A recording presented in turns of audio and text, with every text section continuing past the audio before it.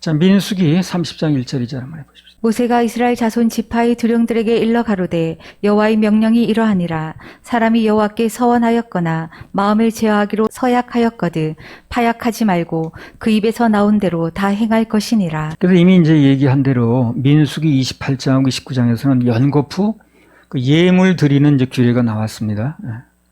하나님이 뭘 말씀하시든 그분이 하신 말씀 그대로 받으면 돼요. 그게 헌금에 관한 얘기든 무슨 뭐 어떤 뭐 전쟁에 관한 얘기든 아니 무슨 우리 뭐 예배에 관한 얘기든 그분이 의도한 대로 말씀하시고 우리 들으면 되는 거예요. 우리는 선택 여지가 없어요. 듣는 입장이니까. 근데 이제 이 레위기와 민수기가 주로 예배에 대한 얘기가 많이 나오는데 그중에 핵심이 드림 얘기를 하더라는 거죠. 우리 그대로 받아들이는 거예요. 그래서 민수기 28장, 29장에서 연거푸 그 예물 드리는 거에 대한 규례가 나왔다는 거죠. 근데 오늘 30장에 보니까 서원에 관한 기사가 또 나왔어요. 서원은 또 뭡니까? 크게 말하면 이거 드림 얘기를 하는 거예요. 서원도 내 몸을 드리든 물질을 드리든 하여튼 좌우지간 그 크게 보면 다 드림에 관한 얘기입니다. 그러면 예물과 서원 이 두 가지가 연결돼서 나오는 게 무슨 의미냐는 거죠. 예물하고 서원이 왜 연결돼서 나오는가? 모든 서원은 예물과 밀접한 관련이 있다는 거예요. 물질로 드리든 자기 자신을 예물로 드리든 아무튼 모든 서원은 드림과 관련이 있습니다. 예물 없는 서원은 없다는, 그렇죠? 예물 없는 서원이 어디 있습니까? 다 뭔가 예물이 들어가면서 서원이 되는 거죠. 그래서 서원 기도에는 특별한 능력이 있습니다. 왜? 말만이 아니라 거기에 물질이든 내 몸이든 함께 가기 때문에. 서원은 그냥 말로 거는 게 아니에요. 서원 기도는 특별한 능력이 있고 또 개중의 사람들이 그래서 뭔가 답답하고 뭐가 어려울 때는 서원 기도를 하는 경우가 그런 경우예요. 그래서 성경에서 보면 서원을 한 사람 치고 응답받지 않은 사람이 없어요. 서원을 한 사람 반드시 응답이 오더라고요. 창세기 28장 20절에서 22절. 야곱이 서원하여 가로되 하나님이 나와 함께 계시사 내가 가는 이 길에서 나를 지키시고 먹을 양식과 입을 옷을 주사 나로 평안히 아비 집으로 돌아가게 하시오면 여호와께서 나의 하나님이 되실 것이요 내가 기둥으로 세운 이 돌이 하나님의 전이 될 것이요 하나님께서 내게 주신 모든 것에서 10분의 1을 내가 반드시 하나님께 드리겠나이다 하였더라. 자, 야곱이 하나님께 서원을 했습니다. 물론 다소간 이게 거래적인 성격이 있어요. 아무튼 서원을 했습니다. 그럼 하나님께서 이 야곱의 서원을 어떻게 갚아주셨는가? 간단히 말하면 그 서원이 이루어지도록 해주셨어요. 그러니까 서원은 야곱이 한 게 맞는데 뭘 드리겠다고 야곱을 이제 뭐 11절 드리겠다고 했던 거예요. 근데 그것에 대해서 하나님께서 서원이 분명하고 드릴 마음이 있다 보니까 그것이 이루어질 수 있도록 도우시더라는 거예요. 그 서원은 역사가 큰 거예요. 그래서 자, 창세기 32장 9절 10절. 야곱이 또 가로되 나의 조부 아브라함의 하나님 나의 아버지 이삭의 하나님 여호와여 주께서 전에 내게 명하시기를 내 고향 내 족속에게로 돌아가라 내가 내게 은혜를 베풀리라 하셨나이다. 나는 주께서 주의 종에게 베푸신 모든 은총과 모든 진리를 조금이라도 감당할 수 없사오나 내가 내 지팡이만 가지고 이 요단을 건넜더니 지금은 2때나 이루었나이다. 야곱이 약간의 그 거래성을 가지고 했든 말았든 하나님께서는 그 서원에 응답을 하신 거예요. 결국 이렇게 축복을 해주셨다는 거예요. 드릴 수 있게 해주신 거예요. 그래서 심으려고 하면 심을 씨앗을 주신다고 그랬죠. 고린도 후서에 나왔던 거예요. 나도 이제 처음에 훈련 기간 받을 때 이제 뭐 좀 어려움이 있었습니다만 지금은 그래요. 내가 심으려고 감동이 이제 주잖아요. 심으려고 해서 심으면 거기에 따라서 또 심을 수 있도록 주시더라고. 아무튼 이제 우리가 서원을 할 때 뭐 지나가는 말로 급하니까 그렇게 할 수 있거든요. 근데 하나님 앞에서는 농담이라는 게 없어요. 우리는 뭐 지나가는 말로 하는지 모르지만 그래서 우리가 그냥 지나가는 말처럼 해도요 하나님은 그걸 진정으로 들으십니다. 거짓말을 모르시기 때문에 지나가는 여기처럼 그걸 잊어버렸다 할지라도 하나님은 정확하게 그걸 현재로 기억하시는 거예요. 옛날에 내가 그 충주에서 이제 어떤 사람을 성경 공부를 이제 뭐예요 5가지 확신을 가지고 할 때인데 그 이모라는 사람이 이제 경찰 후배예요. 지금은 이제 굉장히 계급이 높아져가지고 어디 서장하고 있더라고요. 강남 어디서. 근데 무슨 얘기를 하냐면 이제 나중에 이제 결심을 하는 단계에 왔는데 그게 그 말이었나 보네. 그걸 들으셨나 보네. 그러면 뭘 들었냐 그러니까 어렸을 때 엄마가 자기를 업고 이제 그 냇가를 이렇게 건너게 됐다는 거예요. 그런데 갑자기 소낙비가 쏟아지니까 그 골짜기 물이 다 그냥 그냥 몰리는 바람에 갑자기 물이 불어난 거예요. 그 중간에 이제 애를 얻고 엄마가 건너는데 이제 그 애가 자기인 거예요. 예. 그래서 막 물이 불어나니까 애를 얻고 엄마가 막 당황해가지고 어쩔 줄 모르더라는 거예요.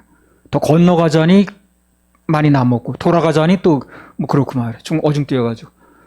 근데 얘가 이제 그 엄마 등에서 그런 이제 소원을 했다는 거예요. 계신지 모르지만 하나님 만약에 나와 엄마를 살려주시면 내가 언젠가 예수를 믿겠습니다. 이렇게 소원을 했대요. 근데 신기하게 물이 이렇게 잦아들면서 꺼낼 수 있었다는 거예요. 아주 즉시 응답이 온 거죠. 근데 자기는 까맣게 잊어버렸다네요. 그리고 교회 다닌 적도 없고 그대로. 근데 오늘 공부를 하면서 결심을 하려다 보니까 그게 생각이 난다는 거예요. 아, 그때 내가 정말 어렸을 때 몇십 년 전에 엄마 등 위에서 내가 그냥 지나가는 말로 그냥 급하니까 그냥 내놓고 나 지금 그대로 잊어버렸는데 그걸 기억하시고 나를 예수 믿게 하시나 보라고 이렇게 얘기를 하더라고. 근데 그 얘기를 듣는 순간 아, 그게 어렸을 때 지나가는 말로 급히 한 말이든 아니면 하고 자기는 잊어버렸던 관계없이 하나님 기억하시고 그 소원을 받으시는구나 하는 걸 내가 알겠더라고. 모든 소원은 일단 하나님이 다 들으십니다. 아무 때나 함부로 막 하지 마세요. 정말 중심을 다해서 한 소원은 하나님 반드시 들으신다는 거예요. 그래서 성경에 소원을 한 사람 치고 그게 좋은 뜻으로 했든 또 지나가는 말로 했든 그 소원한 내용이 이루어지지 않은 경우가 없어요. 자, 사사기 11장 29절에서 33절. 이에 여호와의 신이 입다에게 임하시니 입다가 길라앗과 므낫세를 지나서 길라앗 미스베에 이르고 길라앗 미스베에서부터 암몬 자손에게로 나아갈 때에 그가 여호와께 서원하여 가로되 주께서 과연 암몬 자손을 내 손에 붙이시면 내가 암몬 자손에게서 평안히 돌아올 때에 누구든지 내 집 문에서 나와서 나를 영접하는 그는 여호와께 돌릴 것이니 내가 그를 번제로 드리겠나이다 하니라. 이에 입다가 암몬 자손에게 이르러 그들과 싸우더니 여호와께서 그들을 그 손에 붙이심에 아로엘에서부터 민디스에 이르기까지 20성읍을 치고 또 아벨 그라밈까지 크게 도륙하니 이에 암몬 자손이 이스라엘 자손 앞에 항복하였더라. 전쟁을 앞두고 입다가 하나님께 소원을 했습니다. 이 전쟁에 내가 승리하게 되면 돌아가는 길에 집 문 앞에 이를 때 제일 먼저 나를 환영하러 나온 사람이 누가 됐든 번제로 드리겠다. 이렇게 이제 소원을 한 거예요. 그래서 이 전쟁에 이겼습니까? 졌습니까? 큰 승리를 했어요. 굳이 피어치 않은 소원을 한 거죠. 근데 여기서 강조하는 건 뭐냐? 그게 무엇이 됐든 간에 하나님 앞에서 한 소원은 반드시 그분이 들으신다는 거예요. 그리고 반드시 응답이 온다는 겁니다. 그래서 이 입다의 소원이 이제 하나님 들으시고 승리를 갖다 주신 거거든요. 그래서 하나님 앞에 하는 소원은 틀림없이 그분이 들으시고 반드시 응답을 하신다는 것.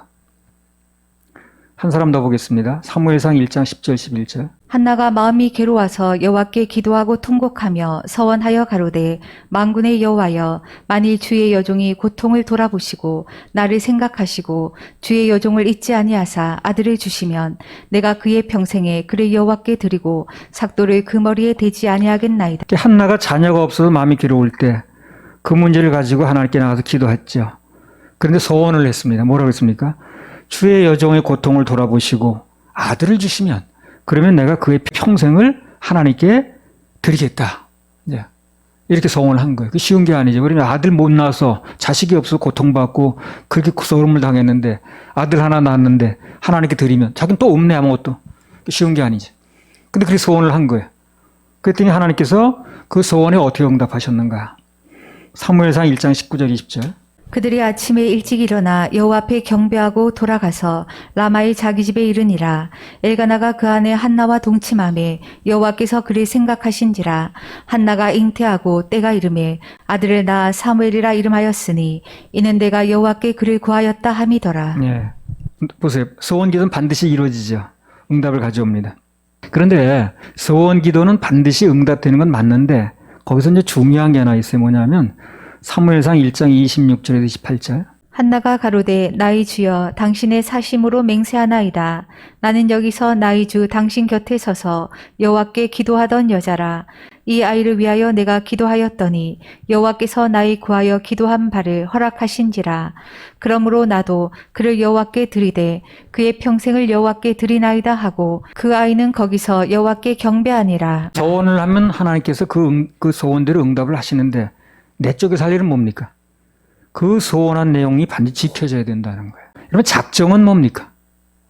그것도 소원이에요. 작정한 거 반드시 지켜져야 됩니다. 근데 많은 사람들이, 심지어 목사라는 사람들도 우리 협회 때 많은 사람들이 와고 그 작정을 이렇게 해놓고 뭐 자기 하는지조차도 기억 못 하더라고. 그 작정도 소원이에요. 그래서 나는 잊어버려도 하나는 잊어버린 게 아니에요. 그게 뭐 5년 전, 10년 전에 했던 관계없이 자기가 작정한 것은 반드시 하나님께 소원이기 때문에 갚아줘야 된다는 거. 시편 15편 4절.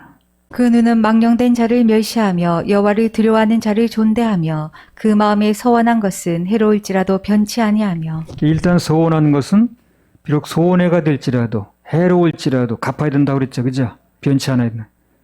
사람에게 한 게 아니라 이제 하나님께 한 거거든요. 물론 이제 소원하는 것을 갚는다고 해서 손해 나지 않아요. 단 하나님께서 우리 믿음을 보시는 것 뿐이지 소원한 거 갚는다고 해서 절대 손해를 하지 않습니다. 시편 50편 14절 15절. 감사로 하나님께 제사를 드리며 지극히 높으신 자에게 내 서원을 갚으며 환난 날에 나를 부르라. 내가 너를 건지리니 내가 나를 영화롭게 하리로다. 자, 간단히 말하면 그렇습니다. 환난 날에 하나님께 부르짖고 건짐을 받으려면 그 전제 조건이 뭐예요? 먼저 네 소원을 갚으며 그랬잖아요. 예. 작정함부터 갚으라는 거예요. 작정함부터. 참 우리는 스스로에게 너무 관대해서 그렇지 말씀은 정확합니다. 아주. 환난 날에 하나님께 부르짖고 건짐을 받으려면 우선 먼저 네 소원을 갚으며 그랬잖아요. 그죠? 작정한 것부터. 그래서 자기가 꼭 물질 문제가 아니랄지라도 어떤 소원이든지 한 게 있으면 하나님은 반드시 그 소원을 받으신 거예요. 그래서 그 소원들이 이행을 해야 됩니다. 그게 이행되지 않으면 하나님께서 그걸 과거로 돌리는 게 아니라 현재를 보시기 때문에 계속 뭔가 엇박자가 나고 계속 빗나가게 되고 헤매고 돌고 세월 낭비하고 그러는 거예요. 옛날에 제처에서 뭐 어떤 여자분이 3년 전에 거기 왔었다는 거예요. 우리 집회를. 그래서 다시 오겠다고 여기서 은혜 받겠다고 자기가 서원을 했대네. 난 모르겠어요. 그 사람이 그랬대. 그럼 잊어버렸대. 근데 한 3년인가 5년 지나서 오게 됐다는 거예요. 여기에. 그래서 내가 다시 오게 된 건 맞는데 세월만 3년 날아갔네요. 그러니까 그렇다고 그러더라고. 시편 65편 1절. 하나님이여 찬송이 시온에서 주를 기다리오며 사람이 서원을 주께 이행하리이다. 예. 이건 누구 얘기입니까? 다윗의 시죠. 예. 그럼 다윗은 어떤 사람이에요? 그 소원을 이행하는 사람이에요. 예. 누구보다 응답도 많이 받은 거예요. 이 사람. 예. 시온에서 주를 기다리오며 사람이 소원을 주께 이행하리이다.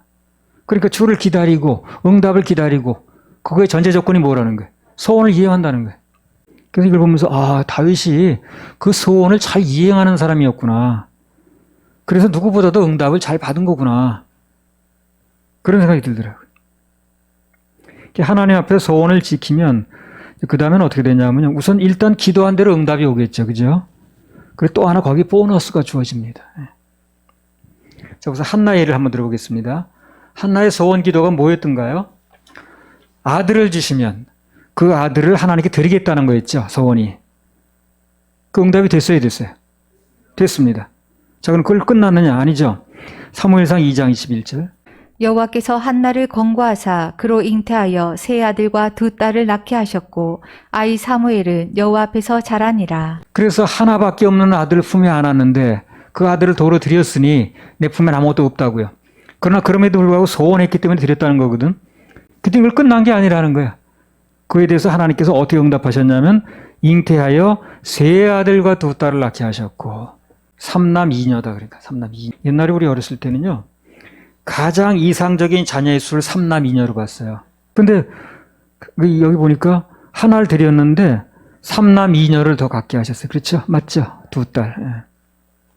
그래서 앞서 말한 대로 하나님께 소원한 건 비록 해로울지라도 내게 소원해가 된다 할지라도 지키면 그건 하나님께서 더 큰 복으로 갚아주신다는 거예요. 더 큰 복, 더 큰 복. 민수기 30장 2절.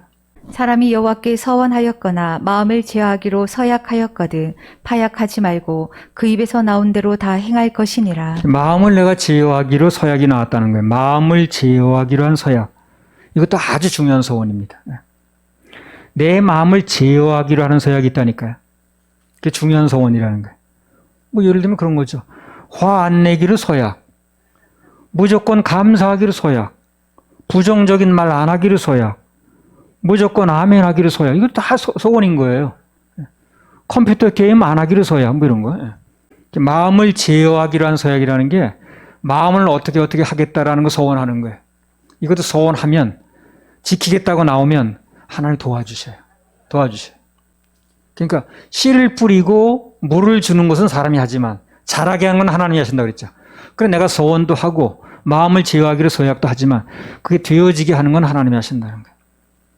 뭐 술, 담배 끊기로 서약을 했다라든가 나쁜 것 안 보고 안 듣기로 서약을 했다라든가 일평생 예수님만 따르기로 서약을 했다라든가 뭐 결혼 전까지는 순결을 지키기로 서약을 했다라든가 뭐 그런 거 다 소원입니다.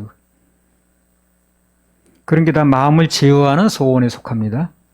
그러한 소원도 마음속에 결심하고 이행하면 하나님께서 크게 도와주시고 축복을 하십니다.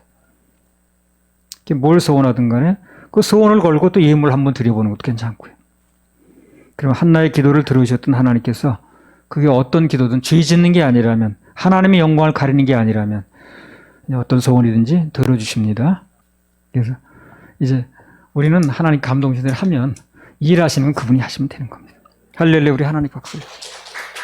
자, 민수기 30장 6절에서 8절. 또 혹시 남편을 맞을 때에 서원이나 마음을 제어하려는 서약을 경솔히 그 입에서 발하였다 하자 그 남편이 그것을 듣고 그 듣는 날에 그에게 아무 말이 없으면 그 서원을 행할 것이요 그 마음을 제어하려는 서약을 지킬 것이니라.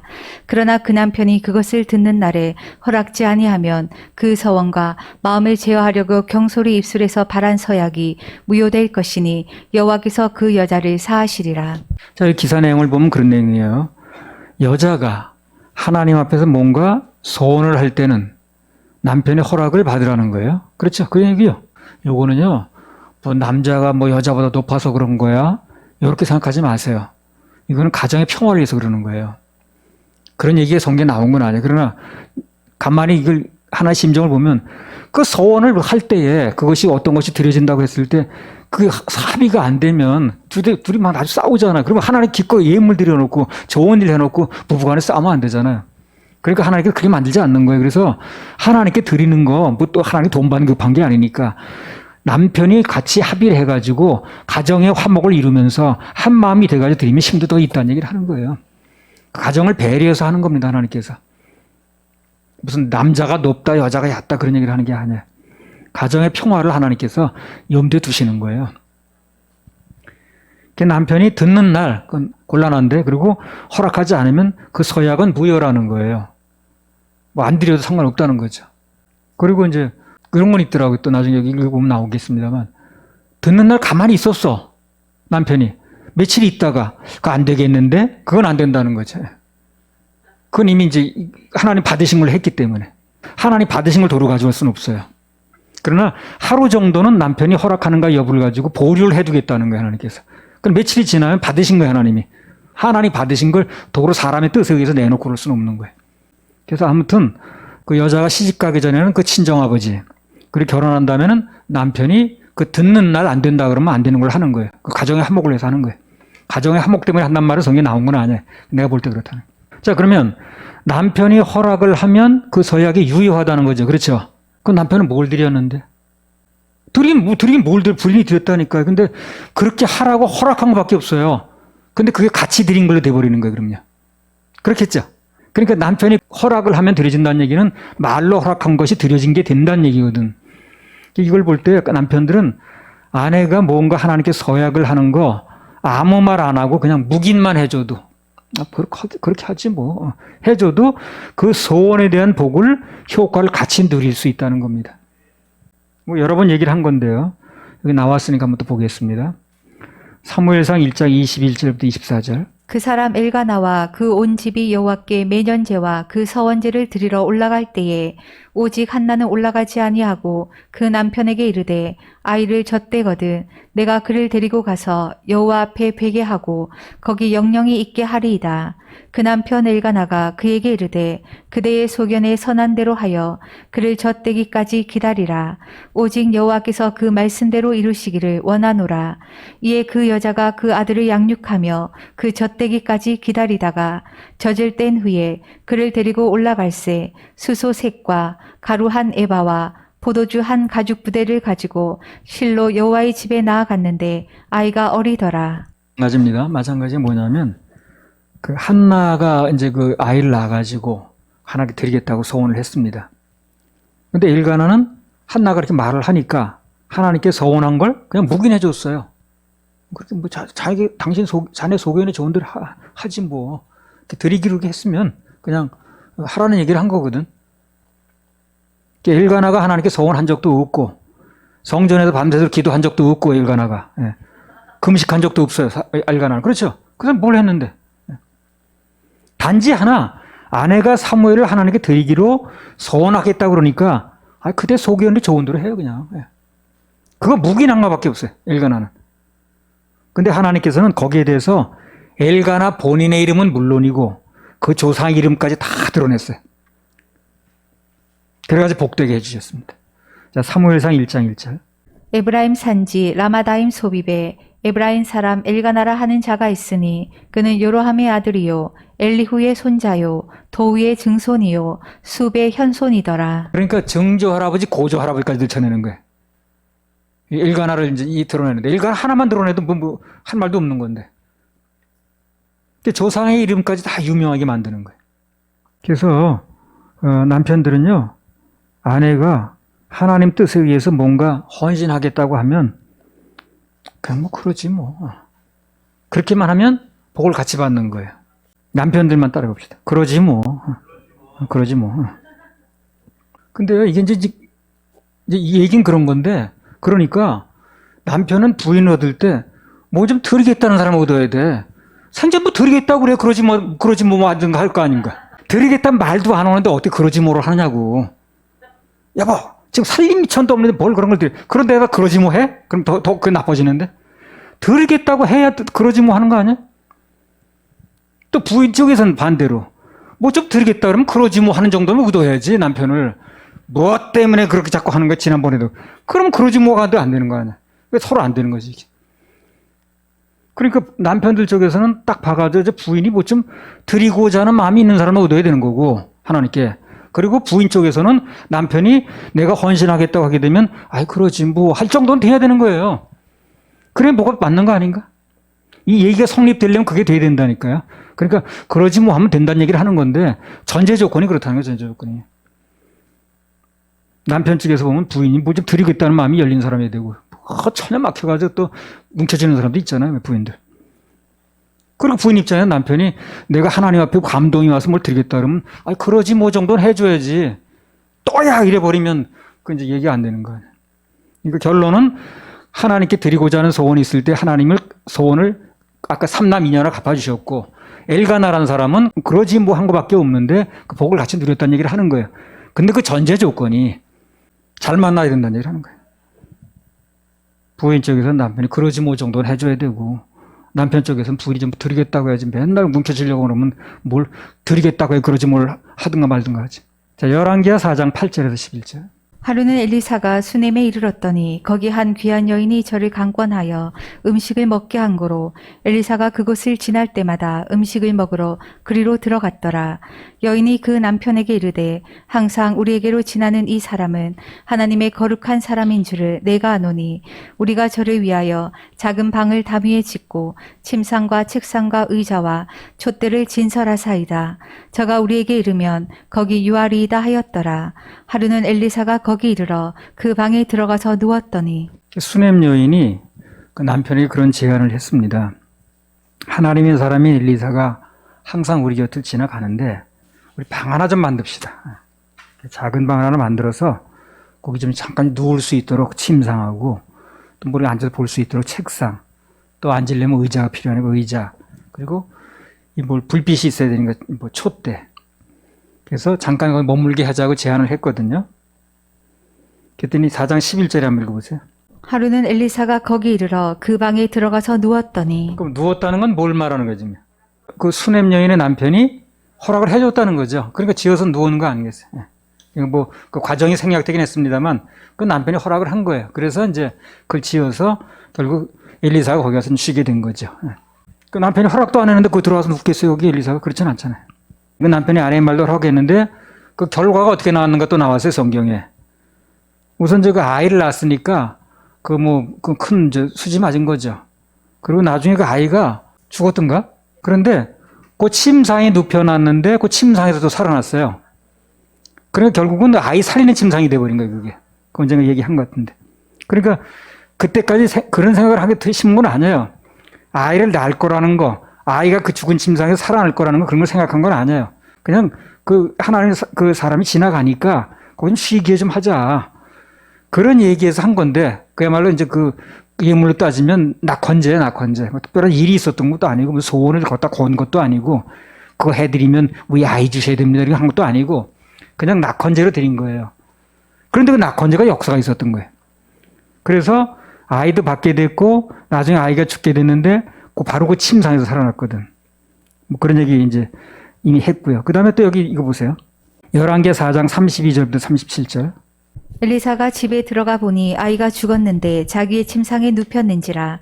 들어가서는 문을 닫으니 두 사람뿐이라. 엘리사가 여호와께 기도하고 아이의 위에 올라가 엎드려 자기 입을 그 입에 자기 눈을 그 눈에 자기 손을 그 손에 대고 그 몸에 엎드리니 아이의 살이 차차 따뜻하더라. 엘리사가 내려서 집 안에서 한 번 이리저리 다니고 다시 아이 위에 올라 엎드리니 아이가 7번 재채기 하고 눈을 뜨는지라. 엘리사가 게하시를 불러서 저 수냄 여인을 불러오라 하니 곧 부르매 여인이 들어가니 엘리사가 가로되 내 아들을 취하라. 여인이 들어가서 엘리사의 발 앞에서 땅에 엎드려 절하고 아들을 안고 나가니라. 예, 그래서 지금 한 얘기가 본문에 다 나왔습니다. 그 침상이 엘리사를 위해서 만들었던 침상인데 그 침상에서 아들이 살아났다는 거. 기적의 침상이 됐습니다. 그리고 아이가 죽었는데 아이가 다시 살아났죠. 그러니까 그 남편이 한 일이라는 건 거기다 그 짓는데 무슨 한 것도 아니고 그냥 그러라고 그런 거거든, 그게. 그런데 아이가 태어났고 죽었던 아이가 살아났으니까 그 혜택이라는 게 부인만 본 게 아니라는 거예요. 아이 살아났으면 남편도 다 좋은 거니까. 그래서 아내의 소원을 허락해주면 남편도 다 좋다는 겁니다. 이 성경을 읽다 보면 아 그렇구나 해가지고 이행할 수밖에 없게 할 수밖에 없는 힘을 줘요, 성경이. 그러니까 그렇게 소원했어. 그걸 끝났네? 그러면 좀 사람들이 그렇잖아요. 소원하는 게 나쁜 건 아니지만, 드려서 나쁜 건 아니지만, 그 무거우는 건데 이런 생각이 들 수 있거든. 그래 반드시 거기에 대한 혜택이 무엇이고, 하나님 무슨 응답을 하셨고, 어떤 역사라는 게 반드시 성경에 기록되어 있어요. 그래서 성경을 읽다 보면, 성경을 듣다 보면, 그렇게 할 수밖에 없게끔 마음을 먹게 돼요. 그리고 할 수밖에 없게끔 마음을 먹는다는 게 무슨 얘기냐면, 상급을 쌓을 수 있게 해준다는 거예요, 하나님께서. 그래서 그걸 그렇게 한 결과가 삼남이녀다 이렇게 나왔다 이렇게 찾았다 이렇게 살아났다 하게 되니까 믿음이 생기는 거예요. 이 말씀을 들으면. 그래서 말씀을 듣고 말씀을 읽으면 믿음이 생겨요.